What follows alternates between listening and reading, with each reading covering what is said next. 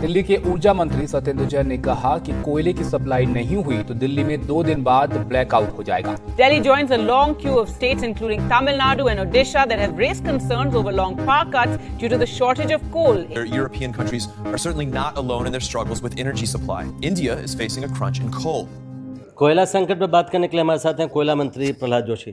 Sir, ऐसी स्थिति क्यों आ गई कि पावर प्लांटों को कोयले की कमी महसूस हो रही है? एक तो नंबर 1 एक्सेस रेन, बहुत ज़्यादा बारिश हुआ था और उसके कारण सप्लाई में और प्रोडक्शन में थोड़ा कमियां हुई थी।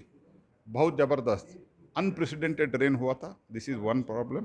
Second, imported base power plant जो है वो पूरा बंद करके रखा है, क्योंकि इम्पोर्टेड कोल का जो भाव है बहुत ज़्यादा हो गया है। It was around $60 per ton, now it has become nearly about 190-200 dollar per ton. इसीलिए वो पूरा बंद करके 30-35% of the total power which was supposed to be produced by imported based power plant, that has been totally nil now. Third thing is demand. Since India is the best economy of post COVID mein, it is proving to the best economy which is again coming on the track. That's why demand has increased. All put together it was there, but I can tell you now, since rain has come down, I am quite confident. We are already supplying as per the requirement, that is 1.8, 1.9, that is the requirement which was given few days back to us. And now, since demand has further increased, the projection is around, they want power sector wants around 2 million ton, that we are supplying from 21st. तो कब तक हालात सामान्य हो जाएंगे? कब तक आपको लगता है कि स्टॉक जो रोलिंग स्टॉक है बढ़ने लगेगा?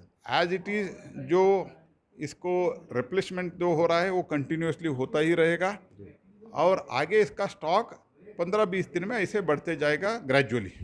एक आखिरी सवाल, कई राज्य, लेकिन आज भी मैंने देखा अखबारों में कई राज्य शिकायत अभी कर रहे हैं कि उनके यहाँ पावर प्लांट बंद करना पड़ा क्योंकि कोयले की कमी थी, उनको क्या कहेंगे आप?